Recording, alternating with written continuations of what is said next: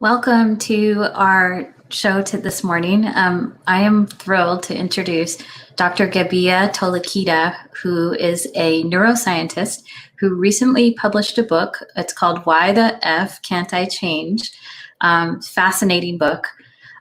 In the book, Dr. Toleikyte gets straight to the root cause of why we form certain habits and behaviors and shows how we can realistically stop ourselves from repeating the same mistakes. This book takes us on a journey through the extraordinary human brain, exploring how it deals with the everyday challenges that face us all. A little bit about Dr. Gabija. She is a neuroscientist, lecturer, performance and wellbeing coach. She's currently a lecturer in psychology at Sheffield Hallam University.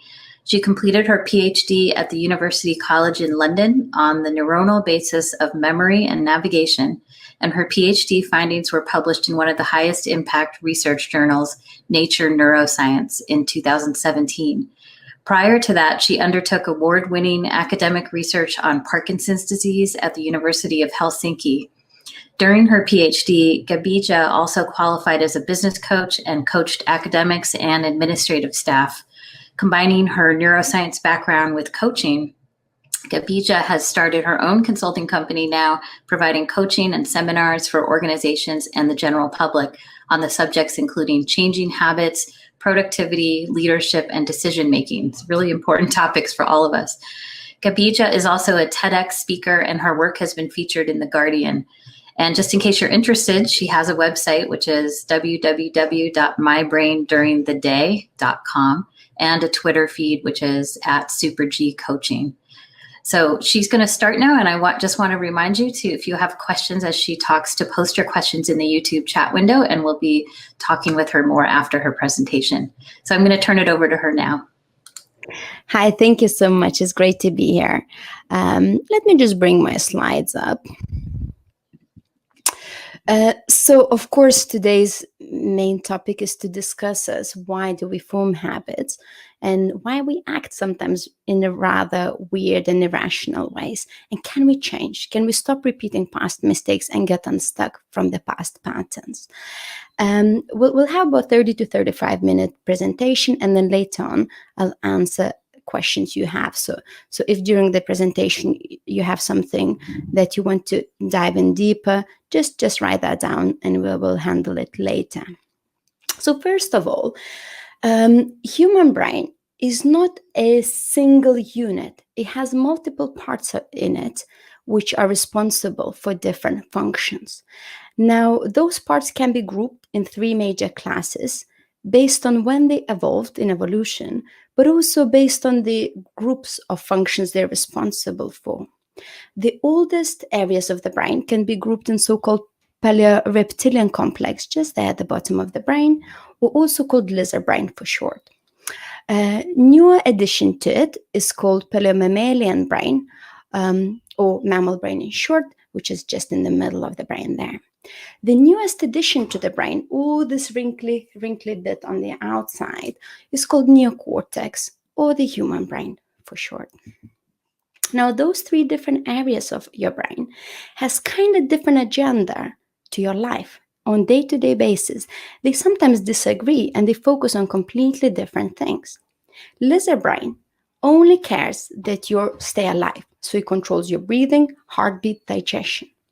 Mammal brain, also called the limbic system, wants you to stay safe. In order to do that, it creates habits where you can actually predict the outcome. So it kind of assumes that the world doesn't change. And if you keep repeating things the same old way, you'll get the same outcome. We know that that's not always the case, but that's what mammal brain thinks. There is various centers responsible for memory and remembering what the outcomes of certain situations were in the mammal brain system as well.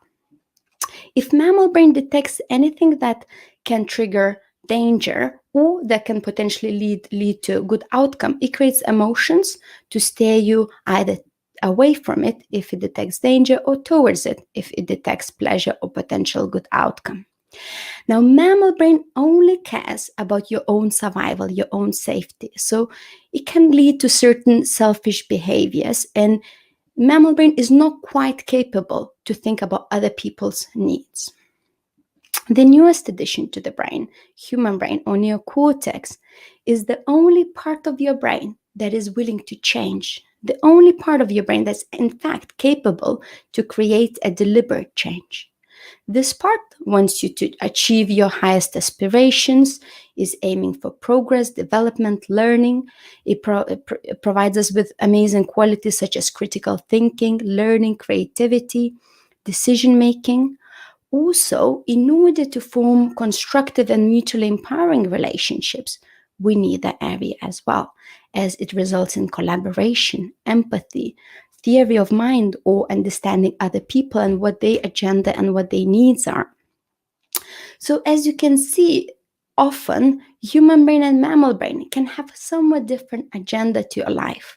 Mammal brain absolutely hates change and wants you to keep stuck in the same old patterns, as that's safe and familiar. Human brain wants you to grow and develop, and sometimes they clash with one another. Now, which one is leading the show depends on the energy levels in the brain and body at a given time. Let me use a metaphor of those really simple vehicles to illustrate how much energy those different centers need. Imagine the lizard brain is like one of those annoying Vespas. It's always active and it doesn't need much energy to be on. So lizard brain centers active day and night to make sure that your vital organs are functioning well. Mammal brain is like a light car, so it needs significantly more energy than the lizard brain, and it's active most of the time during the day, and some centers are also active during the night when we sleep as well, while others are resting. So it's a bit mixed bag, really. However, it's nowhere near as energy expensive as the human brain or neocortex, which is like a plane, really. Now, with neocortex, it can only function if we have enough energy and if it has been replenished enough. So we can only use it for a short period of time during the day. Okay, so now what happens when we're tired or stressed? Or if we are really, really hungry? Or in fact, if we kind of haven't got enough sleep? Well, the fact is we revert to the mammal brain-driven old habits, since they require much less energy, and we are then in some sort of like a survival mode, as opposed to the mode when those, luxurious qualities of empathy and creativity and aspiring to your biggest desires is needed. So in that state, when we are exhausted, lack energy, or stressed in particular, we can't really create deliberate change. We revert to the old habits. Also, we can't quite effectively learn, we can't be creative, and we can't make the best decisions, especially if we're trying to change old patterns. Now, let me introduce you to a few areas within the human brain and one area within the mammal brain. At the very front, if you put your arms on your forehead like that, you're covering the smartest area of your brain called prefrontal cortex, or PFC for short. This area is what makes us humans, really. It's crucial part for neocortex or human brain, and it creates so-called executive functions. So rational thinking, planning your tasks for the day, prioritizing which of them are important, making sound rational decisions, and problem solving. Without good functioning of this area, we just can't do those tasks very well. But also, crucial parts of your personality originate from this area, such as sense of self, willpower, motivation, empathy. So this area is very important for multiple aspects of it, and we know from multiple brain injuries to that area that those qualities get compromised if we damage it physically. And this area is crucial to create a deliberate change. Now, often this area is in the battle against the mammal brain area called amygdala. Amygdala is constantly screening the environment for potential dangers. And if it detects anything that could be threatening for your survival, either physically or in the imaginary sense, so for example, if you're cycling or driving a car, if the other car is approaching you in the opposite direction. Amygdala, flags that and creates anxiety, fear, and perhaps anger to warn you about it. But equally, when you look at bank accounts, if you see the amount of savings depleting, it creates similar emotions as well. Amygdala also keeps track of all what we call emotional trauma, everything what caused you pain in the past. And it becomes more and more sensitive to those triggers in the future. So that's called amygdala sensitization. Amygdala absolutely hates uncertainty. It loves safety and familiarity.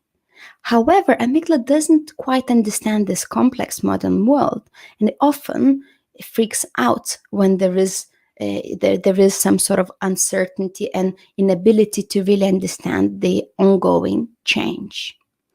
Now, those two areas, amygdala and prefrontal cortex, are connected with one another via the special part of prefrontal cortex called ventromedial prefrontal cortex, so just on the inside of prefrontal cortex. And this connection is crucial in incorporating emotions and rational thinking together, which is very important for sound decision making, also for adding moral compass into our decision making, but also in being able to make decisions at all when there is too many things to choose from. So that connection is very important for us being who we are. However, there is a caveat there, that very, very strong emotions such as anxiety, fear, or anger can temporarily switch off prefrontal cortex and impair our ability to rationally think. And that's so-called amygdala hijack. So if you now imagine the time when you've been really, really angry or jealous or scared, have you ever said or done something in that time that you regretted afterwards? Probably majority of you would say, actually, yes, I can recall the event where I felt like I wasn't quite myself. And the fact is, you weren't quite yourself. You were your mammal brain. Your prefrontal cortex wasn't functioning well at that period of time. Now, that deactivation or amygdala hijack lasts about 15 to 20 minutes. So it's a good idea when that happens is to actually do amygdala soothing activities and give a chance for your prefrontal cortex to go back online. Now, when amygdala is raging and suppressing prefrontal cortex, it doesn't even need to suppress it to such extreme extent. If we constantly feel low levels of anxiety or stress, it can actually somewhat compromise functioning of prefrontal cortex as well. And it can make us into so-called amygdala dominant thinkers. When we're in that state of mind, we're stuck on past experiences. We often portray irrational habits. Our behavior is safety driven, and we can be risk averse as it's quite fearful state of being. We resist novelty and change. We're quite judgmental and binary. Things are either good or bad. It's either my way or your way. We are not capable in making compromises. Amygdala dominant thinking distorts the reality because amygdala's job is to point out anything that can cause you harm. So it it creates biased attention to negativity and anything what could be bad out there. So it creates the kind of ruminating negative mind chatter. Okay, so this is just a summary of basically what I was saying on the left-hand side with amygdala dominant thinking. And it results in rumination and negative mind chatter. Now, with prefrontal cortex dominant thinking, we're capable of that when amygdala is calm, when there is nothing bothering amygdala so strongly that it compromises our prefrontal cortex functioning. In that state, we're capable of constant learning and change. We're deliberate. We know why we do things. We don't have those irrational habits. We can't explain why we can't stop doing it. We can empathize with others, and we can really get into their way of thinking. We have a good theory of mind, in other words. We can accept the differences. We are authentic. We are being ourselves, who we are, and motivated. We see growth, contribution, and understanding. Our attention is much more objective. We are open-minded, and our thinking is flexible. So what are the ways for us to calm the amygdala down? One of the quickest ways is to change breathing. And in the Q&A session, I can take you through the breathing exercise, which is quite effective to calm your amygdala down if you like. Meditation or mindfulness practices also give a chance for amygdala to calm down. Physical exercise, in particular light exercise like yoga, walking, jogging, being in nature, soothes amygdala as well. Certain foods, carbs, soothe amygdala, and that's why often people develop the habits of emotional eating, as it soothes the amygdala. Physical contact, such as stroking your pet, cuddling your child or your partner. Caring behaviors, not only being helped by others, but helping others as well. And there is so-called inner child healing techniques that can help to calm amygdala down. Another way to actually soothe amygdala is to direct your attention to things that are good out there. So such practices as writing gratitude list or what went well today list changes the focus of amygdala on opposite. So it kind of distracts amygdala a little bit. In addition to that, we can do prefrontal cortex stimulating activities that would give even bigger effect if we do them as well. So talking things through, rationally assessing the situation and trying to get rational understanding of why things are as they are. In other words, cognitive reappraisal of situation. Taking frequent breaks and really getting good quality sleep as much as possible. Learning new things, engaging in the tasks we enjoy, naturally stimulates prefrontal cortex, and physical exercise, in particular running and walking, seem to be very effective in increasing the brain plasticity and stimulating prefrontal cortex. Now, in addition to that, when we're trying to change something in our life, and if we struggle, we need to ask, what associations am I linking to this change? When I think about, for example, stopping eating sugary snacks, does it associate for me with the reward and pleasure, or does it associate with pain or depriving myself of something I enjoy? Now, based on which associations you have, the success of the change would depend on that as well. If we anticipate pleasure, if you say, you know what, if I don't eat those sugary pastries, I would have more energy. I wouldn't have sugar crash. In writing the long list of all the benefits, then we release dopamine. And dopamine is a neurotransmitter in the brain, which creates pleasure and motivation.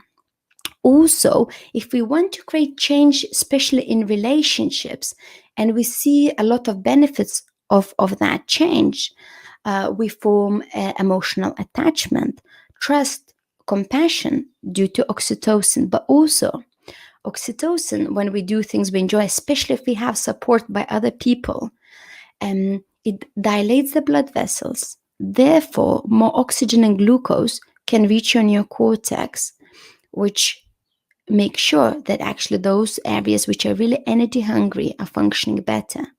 But also it increases our resilience, as oxytocin negates the negative effects of stress to brain plasticity.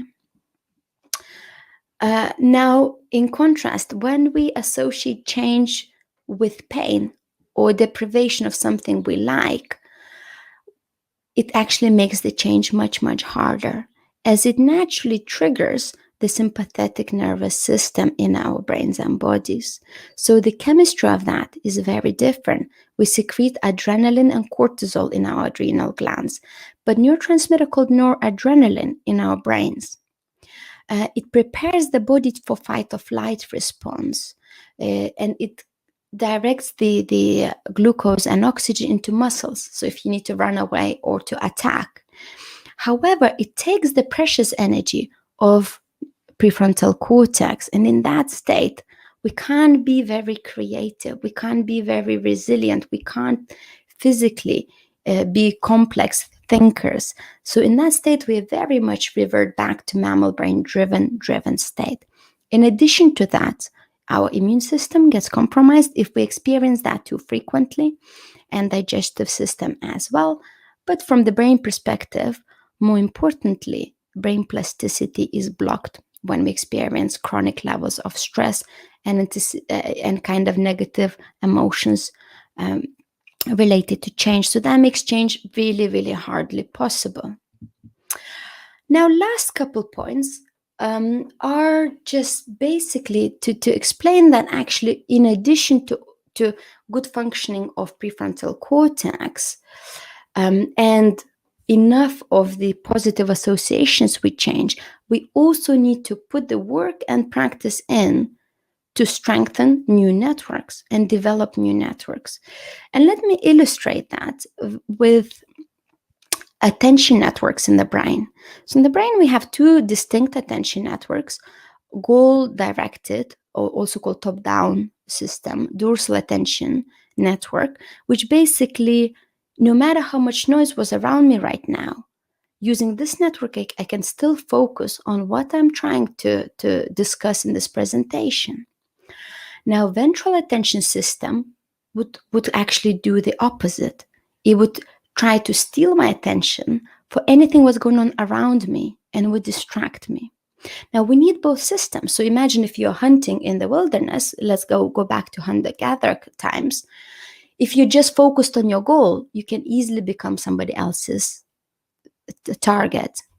But if you're focusing on your goal when you have to, but constantly switching into the noticing what's going on around you as well, then your survival is much better off in that way. So we need to constantly switch between those two networks. But in addition, when we talk about productivity, if we only focus on the task we're trying to achieve, we can actually easily overwork and struggle to switch off and have other issues later on.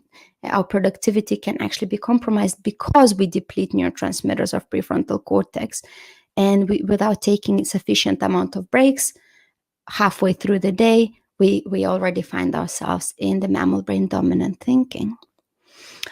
If we actually constantly get distracted because of the ventral attention system being dominating, we can't just get the tasks done, especially if the tasks require prolonged attention on it. So good balance between both is needed. However, now if you do the honest, inventory of yourself, majority of people kind of feel, oh yeah, I need to train my dorsal attention system a bit more because I get too distracted. Or other people, would say, I need to train my ventral attention system because I get so overly focused, I forget to drink, to take breaks for lunch. And sometimes I focus on the task that's not even that important and lose big picture. So we need a healthy balance between them both. So depending on which one you assess that you need to train more, here are some tips of how to train dorsal attention system. So there is focused attention meditations you could do, reducing distractors in the environment that wouldn't steal your attention, and you could focus on the task. Find the best time of the day to work and the location which is suitable. Very clear, like now, a majority of us are working from home. So when working from home, agreeing very clear house and team rules on when we can interrupt each other, when we can't. And having very clear rules before we start working on how often you're going to check your phone, email, social media. Also, interestingly, strenuous physical exercise also helps us to have so-called single focused attention on the task. So that can help as well. Actually, funnily, just an anecdotal example, when I was writing my PhD thesis, to aid that, I was actually doing push-ups. I was every time I would start getting distracted, I would just get on the floor and do as many push-ups as I could do. And that actually really helped me to focus on the task better. Now, ventral attention system can be trained if you tend to over-focus on the tasks with mindfulness meditations, setting reminders on the phone to take breaks, time in nature, walking, running, and other exercise. Setting at least 30 minutes for lunch and not allowing yourself to work during it. Having clear work and break separation. Also reducing caffeine. Having very clear working hours and clear cut-off times. and using physical activities after work to switch off. Now, the last point is about why we have bad habits in the first place. You might ask me, Gabija, like, all is well, but I just still struggle to stop procrastinating.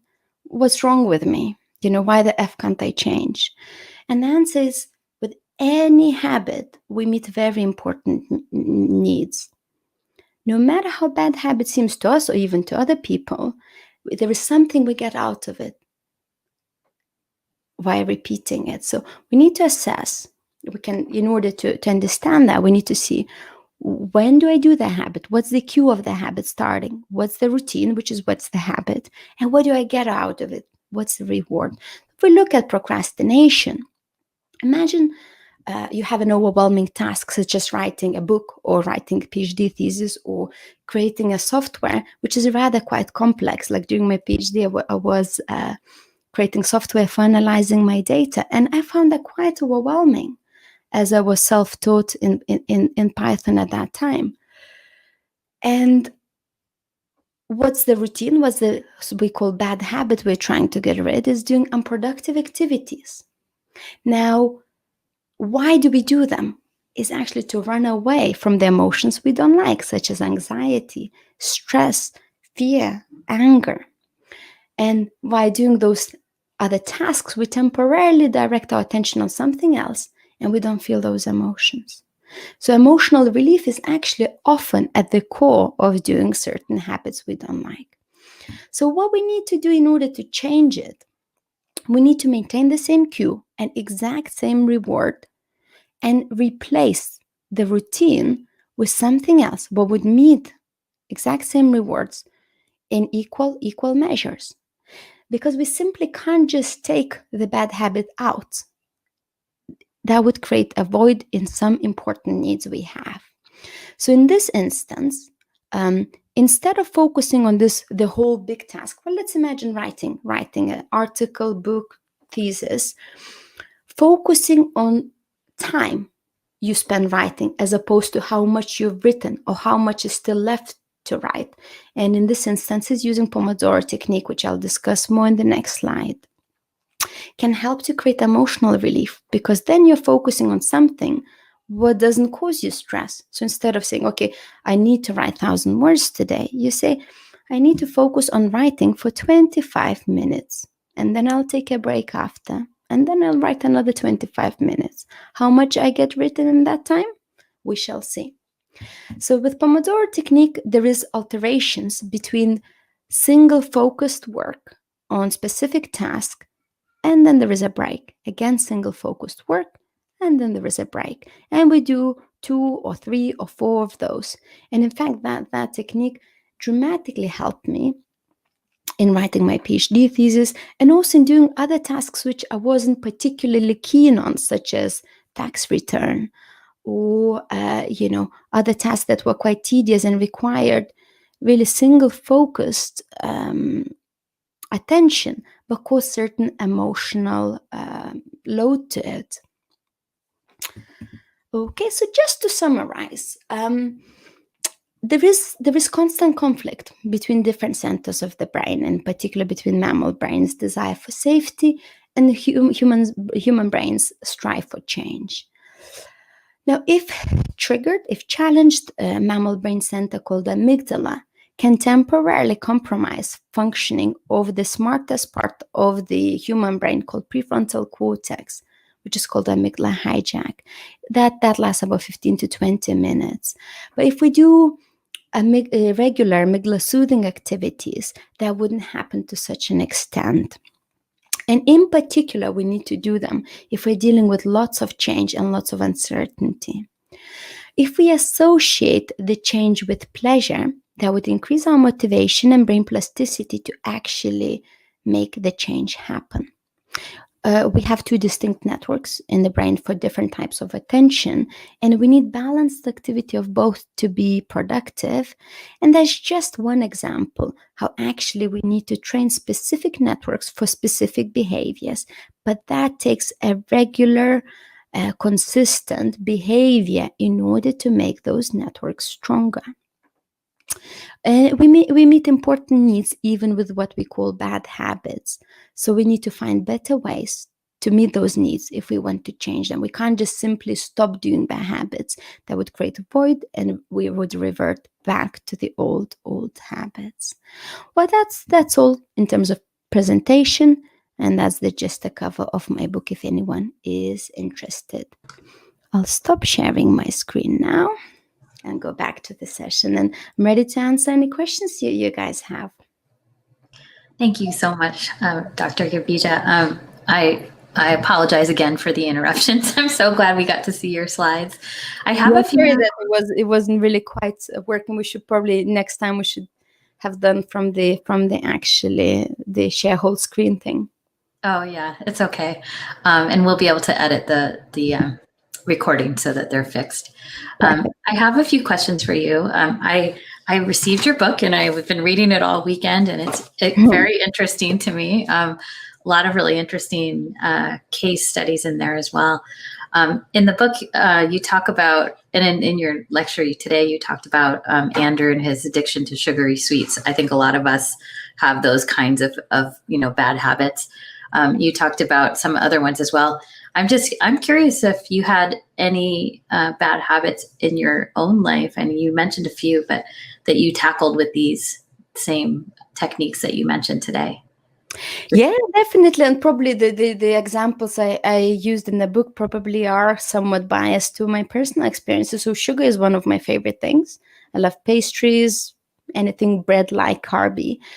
And in order to change it, so I needed to do multiple things. So firstly, to get really, really clear, using my prefrontal cortex, why am I doing it? What am I getting out of it? And finding better ways to meet that. So if it's safety, instead of grabbing a pastry, which would give temporary relief, I could listen to some soothing music, or actually writing down what things are good in my life at the moment, and that would create more rational reinformation of safety.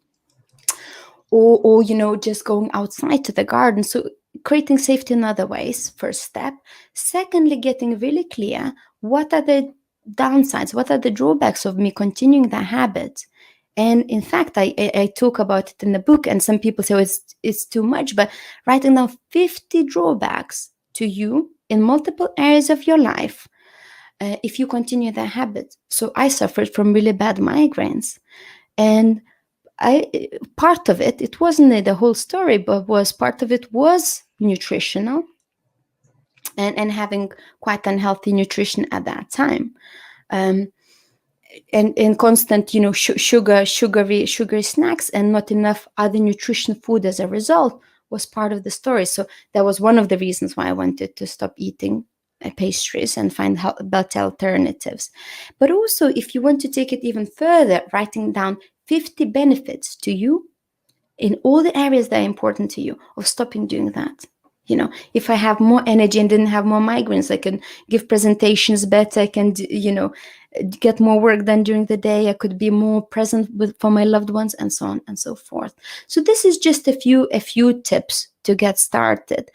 But very often when we're in a bad place emotionally also, we have more of those habits. So sometimes we need to be kind of understanding to ourselves and where we're at the moment. And sometimes we have to be sort of, compassionate and saying, you know what, I developed this habit because it was important for me to survive through quite tricky times, but I'm not there anymore. I'm in a much better place now. So I don't need that habit. I'm in a better place to change it. So self-awareness about your emotional state is also very important in changing habits. I love that. That's compassion, I think, is so important when it comes to ourselves. So thank you. For those of you in the audience, I just want to remind you that you can ask questions in the chat stream. I'm going to ask a few more, and then we'll turn it over to your questions directly. So I see there's a few coming in, so that's great. I did want to ask, you talked about that a little bit in your lecture, the same thing we just talked about, compassion. I'm curious how you can identify these unmet needs that are maybe causing the bad habits that you're identifying, and then actually get at the root of it and solve it. There is a couple ways. So first, if you look at the cue, when do you do the habit? What happens before you actually have a desire to do the habit? That could give you a cue. So if you got criticized and suddenly you want a sugary snack, right? So probably there was something in that criticism that challenged your needs. And in brief, there is many ways to categorize needs, but let's use very simple 6 human needs system. So one being safety. We all need to feel safe to some extent. Second being variety and novelty. That's also important. And some people procrastinate or have coffee or sugar or other things just to kind of, feel bring a bit of variety. The third need is significance. And with criticism, sometimes that's being challenged. The fourth need is connection. Sometimes with criticism, that can be challenged as well. And for different people, the same event would challenge different needs. So it requires self-assessment. Now, when we meet those first 4 needs in the constructive ways, we can also meet other needs, such as contribution beyond yourself and growth.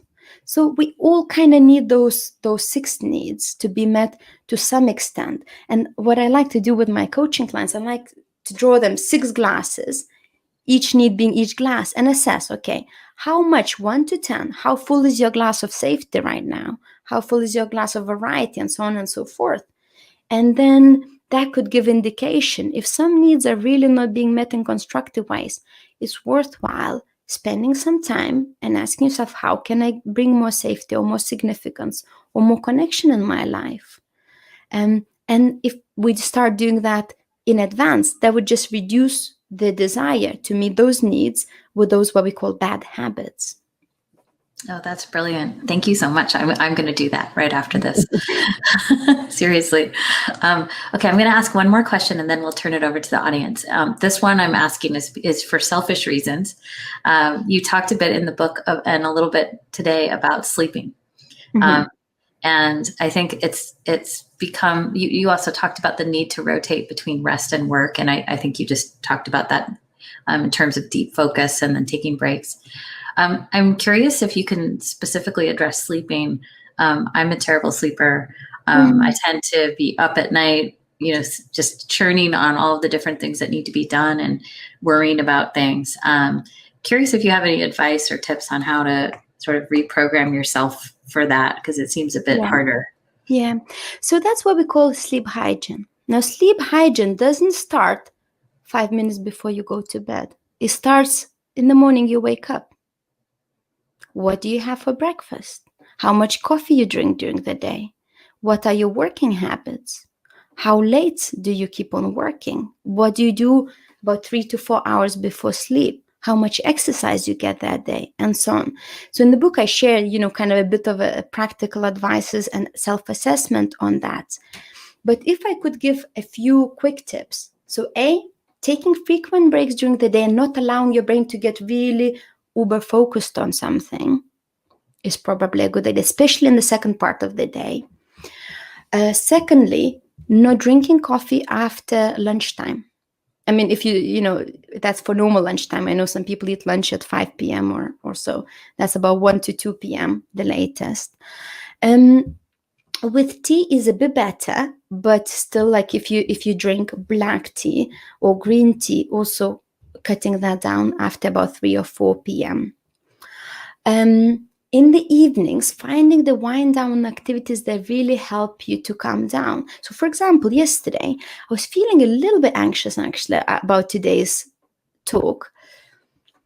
And one thing that really helped me to just calm down, which is a very good tip for amygdala soothing, is taking a hot bath.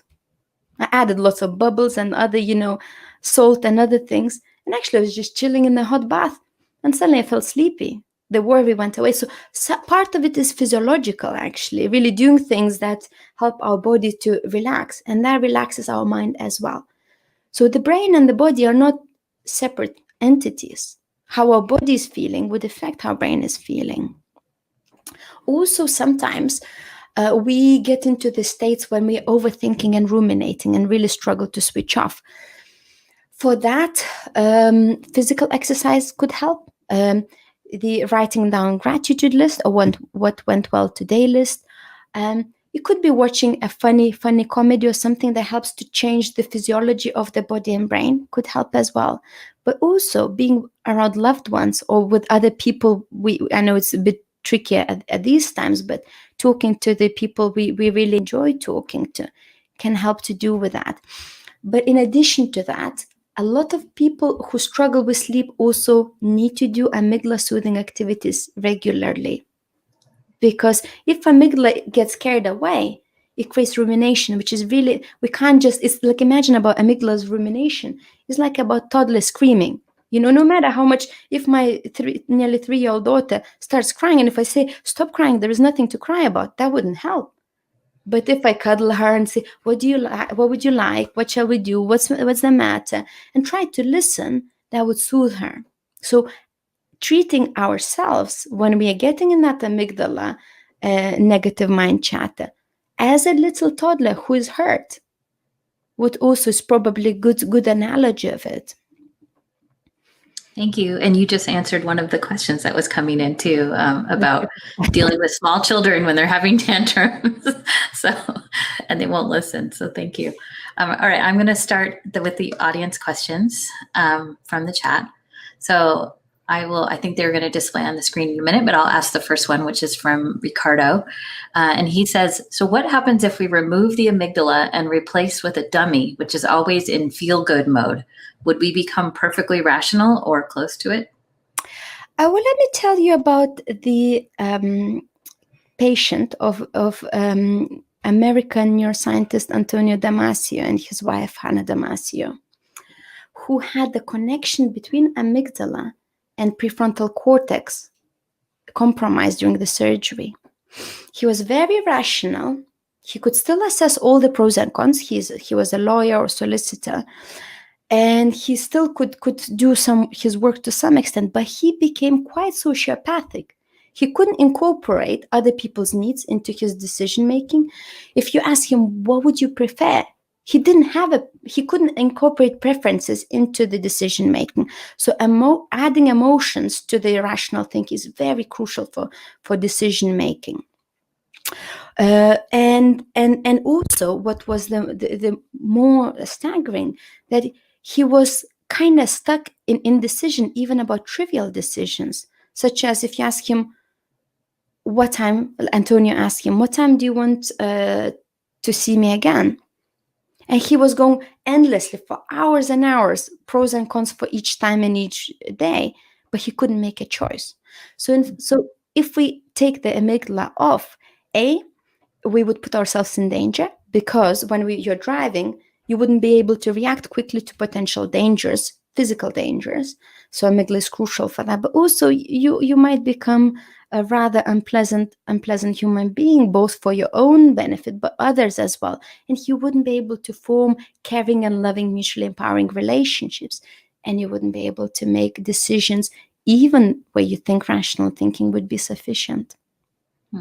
So we really need the amygdala. It sounds like we need it all, no matter how annoying sometimes it might seem. Thank you. Okay, next question is from Kate, and she says, how would you go about determining what need the habit is fulfilling when it's not clear? So that was similar to the question I asked before. I think I already answered that. Yeah, okay, thank you. So let's do Jacqueline's question. So she says, all of this makes sense, but I'm wondering how the habit could be substituted if not a focused attention activity, such as nail biting. How would you replace that to get the reward? Okay, so with nail biting and a lot of other habits we do, which kind of we or others might find annoying, such as tapping or so on, is usually changing emotional state. So identifying what's happening. Are you feeling anxious? Are you feeling stressed? And brainstorming all the other ways that could reduce that emotion. If it's anxiety, maybe breathing exercise. And if you guys want to, I can take you through breathing exercise. Maybe if you feel stressed, what things can help you to reduce stress? Maybe doing push-ups on the floor, as I used to do. It could help to deal with that. But starting with a few different activities and playing around and seeing which of them would help. But in addition to that, if the things got at that kind of really persistent level, it might mean that your amygdala, it is quite active most of the time. So you might need to do amygdala soothing activities in addition to that. So to actually take off the level a bit down and taking frequent breaks and doing breathing exercises, meditation, mindfulness, physical exercises, enough time with loved ones, and so on and so forth. So combination, doing those activities that would make those emotional states less likely to occur, but when they occur, having alternatives and choosing one alternative after you tried a few and practicing it for long enough till it becomes a new norm. Thank you. Somebody asked a related question. I'm just wondering if you have specific advice on maybe self-harming habits, which are more extreme. I'm sure it's the same things, but is there anything extra that you would add for that? Yes, so it's the same habit loop, and it's a bit with eating disorders, self-harming behaviors. It has an extra notch to it, so it's much harder to change them because it creates it not only distracts from the both, like when people controlling the eating to the extreme or causing themselves physical pain to extreme to distract their brain from the feeling unpleasant emotions. So it requires both dealing with the emotions, because often it's people who experience enormous amounts of pain in the past. So the trigger, the situation might seem not that bad for some people, but because the amygdala accumulated so much trauma, it triggers much more pain in that situation. So we need to actually soothe the amygdala and do some deeper inner work to deal with that past trauma, in addition to replacing habits with other needs.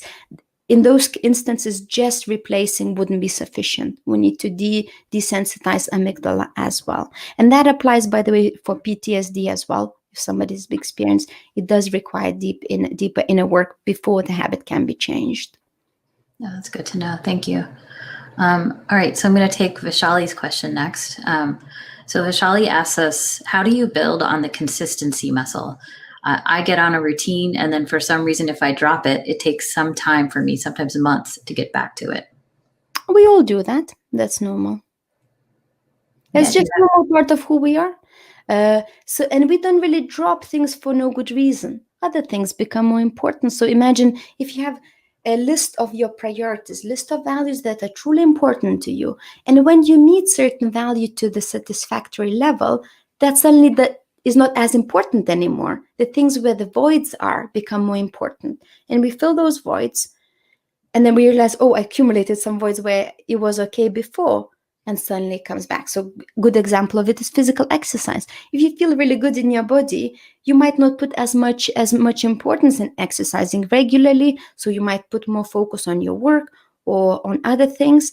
And then suddenly you realize, okay, actually I'm not fit anymore. And then you might get back and put that more important. And that's okay.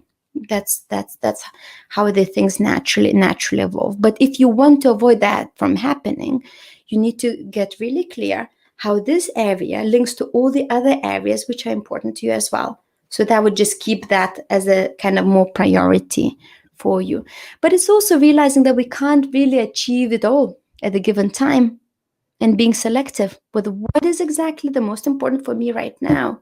And that's very important in creating change, is realizing I need to cut down the activities and really reduce the focus in order to change that. But I can't change all at once. It's just not physically possible for the brain to do so.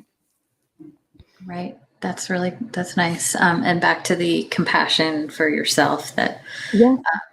And back to the reality to your brain, because I think a lot of times the problems are, that we have really unrealistic expectations to this organ. We really expect so much. And therefore, I kind of use the neuroscience knowledge to really explain what the brain really is and what the limitations and the gifts of it are. Because if we actually have realistic expectations on the brains, then we are much more likely to be able to create change, as opposed to if we're delusional and want the brain to be for what it's not. We will eventually, learn about the reality the hard way. Thank you. That's so smart. We have 2 questions that came in about the same topic. It's similar, but maybe a little different, so I'll read them. How do you overcome the feeling of procrastination, and more importantly, the mental talk, I'll launch XYZ once I'm ready, to ensure that I'm successful? And then another question from Adam, which is very related. It's a good idea to have a day once in a while when you just let yourself float around, procrastinate, whatever bad habits, doesn't matter. Does that just reinforce them? So in fact, I advise having the evenings like that, or the time in the breaks. When I spoke about Pomodoro technique, during the time focus for work, focusing on work, during the breaks, doing exactly what you want to, go on social media, playing silly game on your phone, whatever you want to. So, and that's important, so we don't deplete our so-called ego depletion, which reduces the willpower. And doing that, especially, our willpower gets naturally lower in the afternoons and early evenings, or evenings in general. But from early evening on, being more forgiving to yourself and allowing yourself more is probably a good idea.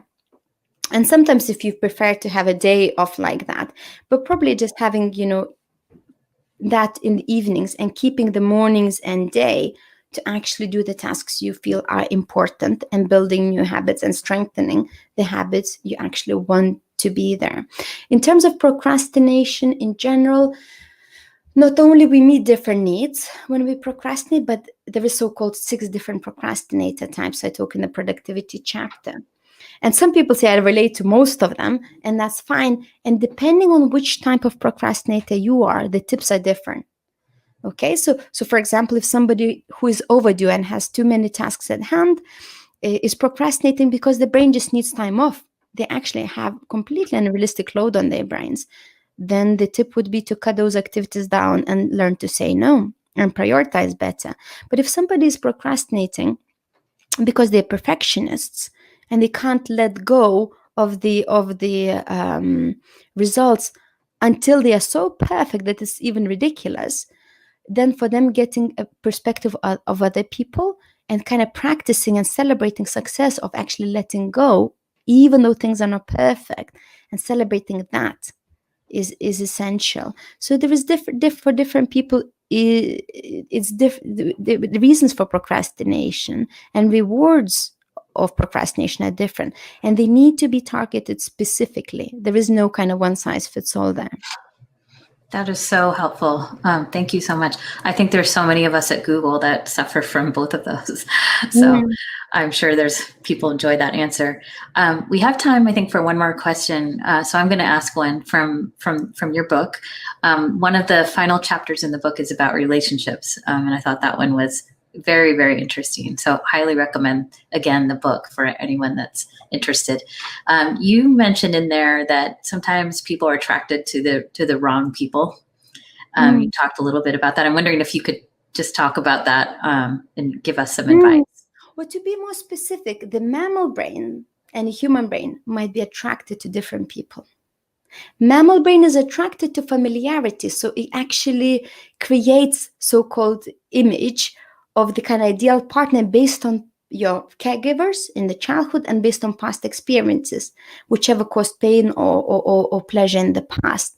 So it creates like the kind of this weird thing we're naturally drawn to.